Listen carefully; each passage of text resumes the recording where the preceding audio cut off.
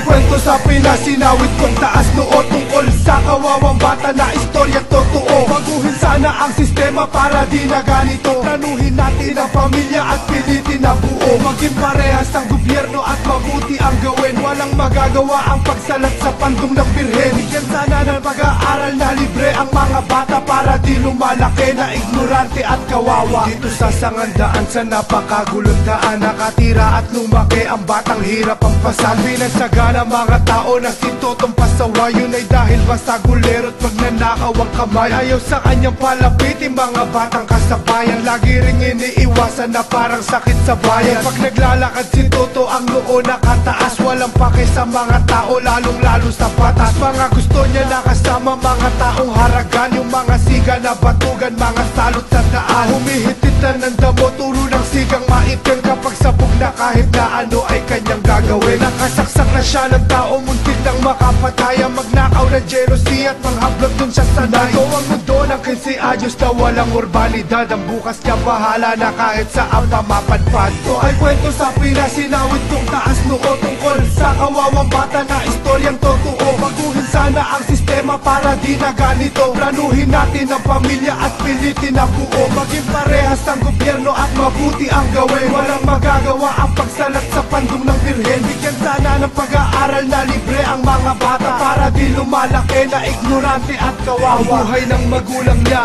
noong nagkatuluyan, di planadong pagtatanan at wala pang tutuluyan. Kanyang tatay karpintero, puwera pa kung may trabaho. Nanay niya tindera ng batyan sa palengke ng paho. Nung gawin nila si Toto ay wala silang pangarap. Bunga ng pagmamahalan kahit buhay ay mahirap. At lumipas ang taon, nasira ang pagmamahalan. Nung naramdaman nila ang hirap na dinadaanan, si Toto pag may hiring ay hindi pwedeng masunod. Gawa yun ang matinding hirap ng magulang niyang pagod. At sakto lamang ang pagkain, swerte na ang 3 beses. Pag walang kita si nanay, napakalungkot ng boses. Kahit na ilang dasal gawin nila, walang nagbago. Lalo pa naging salbahe si Toto at laging gago. Di nila inintindi mula nung bata ang anak. Pinalaki nila sa palo, kalungkutan at iyak. Tinatawanan si Toto nung pumapasok pa sa eskwela. Puro butas ang suot niya dahil sa wala nga pera. Lumaki na ang anak nitong mahirap na magulang. Pero iba na ang Totong pwedeng maimprentahan. Wala na siyang sinasanto kahit kasinong malaki. Wala nang galang barumbado kasi siya na lumaki. Si Toto ay meron ng taning dahil sa matinding sabit na pag di siya tumabla, magulang niya ang idadawat. Para maabsuelto lang siya sa pinagkakautangan. Humahanap si Toto ng nanakawan sa lansangan. Umuwing lasing si Toto, puro saksak ang mukha. Ang nanay niya umiiyak lang dahil walang magawa. At dumating na ang pulis, si Toto ay sinusundo. Sa kaso na pumatay ng nanay para kunin ang relo. Lumipas ang 10 taon at siya'y nakakulong pa rin. Nagsisisebo ang bibig niya ay di niya nagagawin. Siya si Toto.